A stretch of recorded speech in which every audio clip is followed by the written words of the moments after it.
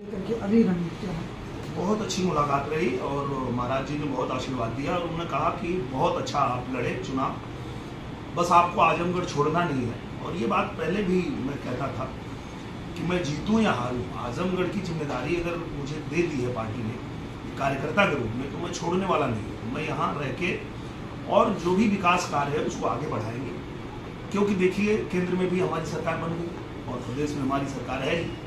तो आप देखेंगे कि आजमगढ़ का कोई कार्य रुकेगा नहीं। ये महाराज जी ने भी हमें कहा कि आप वहाँ रहिए, रह के अपना भी काम करिए, वहाँ अपनी शूटिंग करिए, अपनी फिल्में बनाइए, लेकिन आजमगढ़ का कोई काम न रुके इसकी भी चिंता आप ही को करनी है, क्योंकि भले जीत गए हैं धर्मेंद्र जी, पर आजमगढ़ के काम करने वाले सांसद आप ही हैं। तो यहाँ जो काम होगा वो तो हम ही करने वाले हैं। तो इसलिए आजमगढ़ को भी चिंता करने की आवश्यकता नहीं है। 3,47,000 लोगों ने मुझे आशीर्वाद दिया और उस आशीर्वाद के दम पे मैं यहाँ खड़ा हूँ। मैं यहीं रहूँगा और यहाँ रह के, और 5 साल बाद जब फिर से चुनाव होगा तो हम लोग पूछेंगे सवाल, भाई हमने 2 साल में आजमगढ़ में जो जो किया था वो जनता के सामने है। जनता भी पूछेगी कि 2 साल में हम लोगों ने नई रेलवे लाइन पास करवा लिया, हमने महायोजना पास करवा लिया, हम लोगों ने यहाँ सारी सड़कें बना दी, हम लोगों ने यहाँ विश्वविद्यालय बनवा दिया, हम लोगों ने यहाँ अटल आवासीय विद्यालय बनवा दिया, हमने 2 साल में यहाँ संगीत विद्यालय बनवा दिया, हमने आजमगढ़ में रिंग रोड पास कराया है। अभी जा रहा हूँ और गडकरी जी से मिलके और उसको भी तेजी से आगे बढ़ाऊंगा, उसको भी अभी तुरंत कराना है मुझे।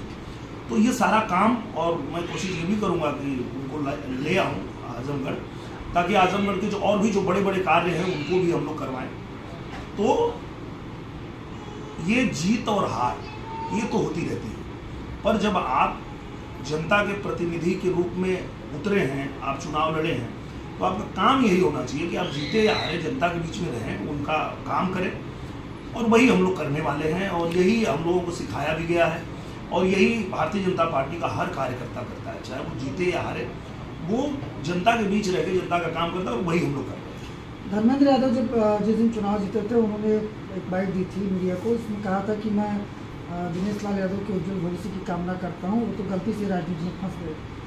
आज इत्तेफाक से आप सामने बैठे हैं, तो अब उनको क्या मैसेज आप अपनी तरफ से देना चाहेंगे? मैं उनको यही कहना चाहूँगा, धर्मेंद्र यादव जी को, माननीय सांसद जी को, कि वो ठीक से पता करेंगे तो उनको पता चलेगा कि मेरा भविष्य बहुत उज्जवल है ऑलरेडी, और मैं अपने कार्य के साथ साथ यहाँ जनता की सेवा करने के लिए आया हूँ। जनता ने मुझे मौका दिया था और मैंने 2 साल में जो करके दिखाया है, आप 5 साल में कर लीजिए, फिर हमको शुभकामना दीजिएगा, फिर 5 साल बाद मिलते हैं आपसे यहीं आजमगढ़। तो क्या लगता है आजमगढ़ में जो आपकी हार हुई है, इस हार का कारण क्या है?